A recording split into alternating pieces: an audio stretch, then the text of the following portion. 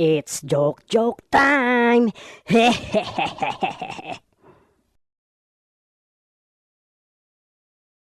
It's joke time.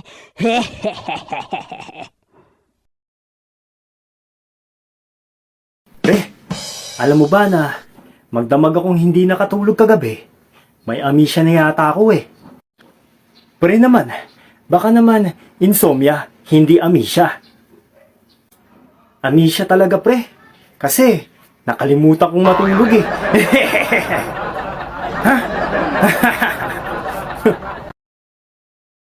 It's joke time.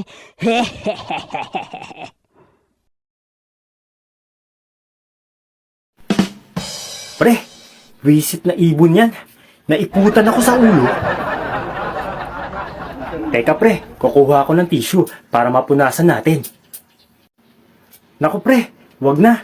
Paano mo naman mapupunasan yung puwet ng ibon? Eh nakalipad na eh. Ha? Ano? It's joke time.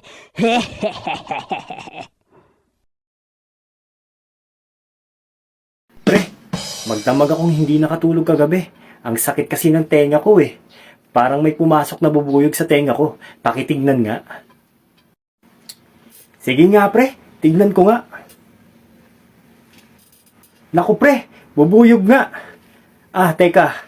Kaya naman pala may pumasok na bubuyog eh. Ang daming honey sa loob. It's joke time.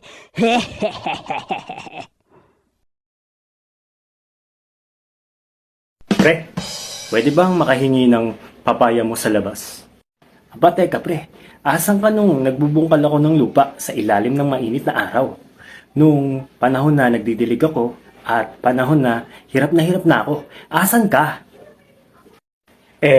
Nakakulong kasi ako nun eh. Nakapatay ako ng madamot.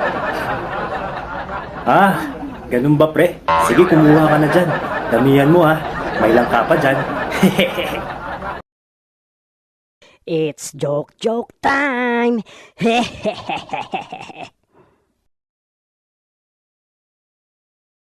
Pre, ako'y uuwi na at gustong gusto ko nang hubarin ang panty ng asawa ko. Bah, bakit pre? Hat na hat ka na ba, pre? Hindi pre, kasi masyadong masikip sa akin eh. It's joke time.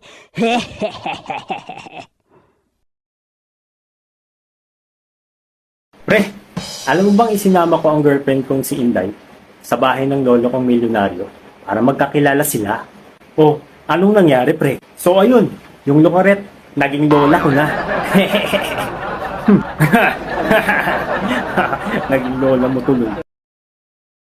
It's joke time.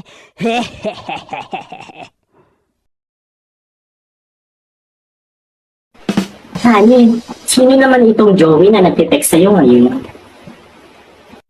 Ah, kumpare ko yan. Joey lang talaga ang pangalan niya.